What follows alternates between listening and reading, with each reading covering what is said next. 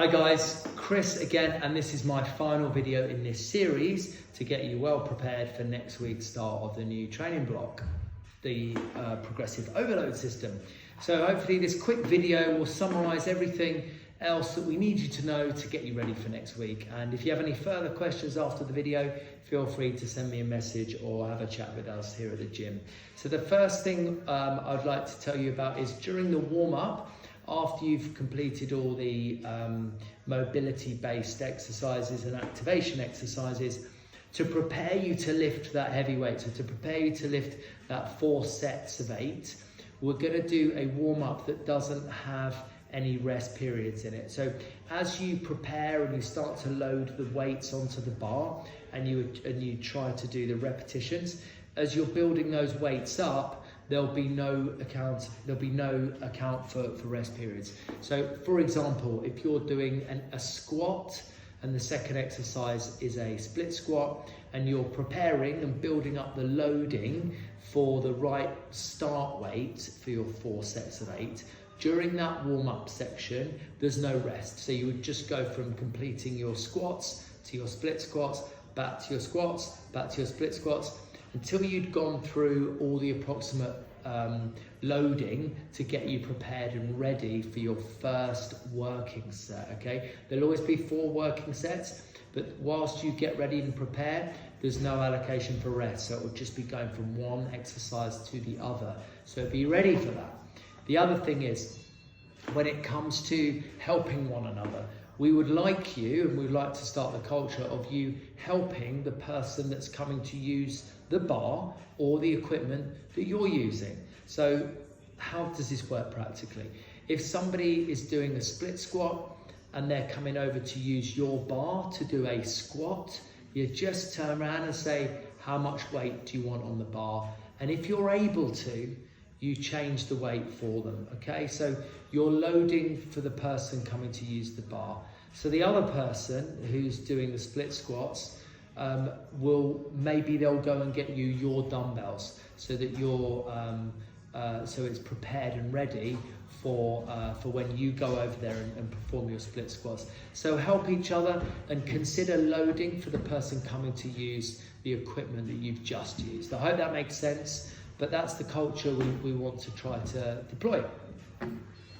Learn to warm up, guys. So what I mean by that, there are 4 workouts on rotation: upper body pushing, upper body pulling, lower body pushing, lower body pulling. And it doesn't take a lot to figure those warm-ups out, okay? Once you get into the routine, those workouts are going to sit for the next 6 weeks. So if there are particular exercises you're familiar with or they work better for you, just be ready to do those and embrace them fully during that preparation period of the warm-up. The next bit is we are going to send you out a training log that Tash has designed, which is on an Excel spreadsheet, which you can use to print, or you can put it onto your phone so that you can record the weights that you lifted over the next 6 weeks.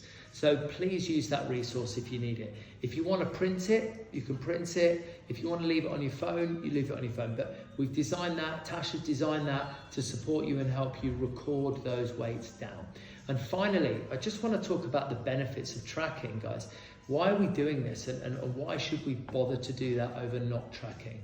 The first thing is that whenever I do consultations with new members at the facility, most ask for accountability. That's what they say to me one-on-one. Chris, I'm here because I want accountability.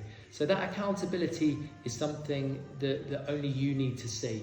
You're not, you don't have to share it with anybody else in the facility, the gym or the coaches. By all means do, but you don't have to. But that accountability is just to for you to see, and for you to record, and for you to see the benefits of. The second thing is you will get better results if you know what you're doing in terms of your strength training and your records, and you're pushing each time you come in to look to improve and beat the last time you were here. You will get better results than just coming in and using guesswork. So that's obviously, most people are here to get better results. So that's number 2. Number 3 is you're only competing, like I said already, you're only competing with yourself, nobody else, okay? So it's not a competition about who can lift the most, it's a competition with how much you can improve as an individual. So just try and remember that when you're writing down your weights.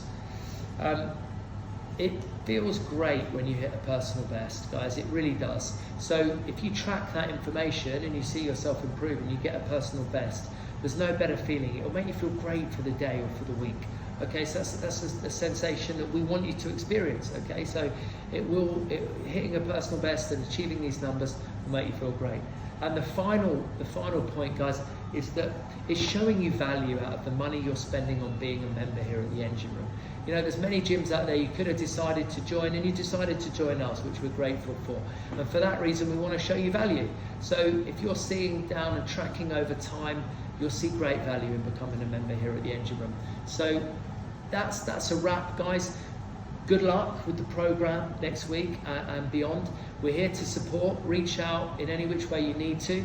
If you want us to give you a quick call, or you want to have a chat about any of the things that I've said in this video, or anything with the programming going forwards, you know where we are, so just reach out. Thanks a lot, guys. Good luck.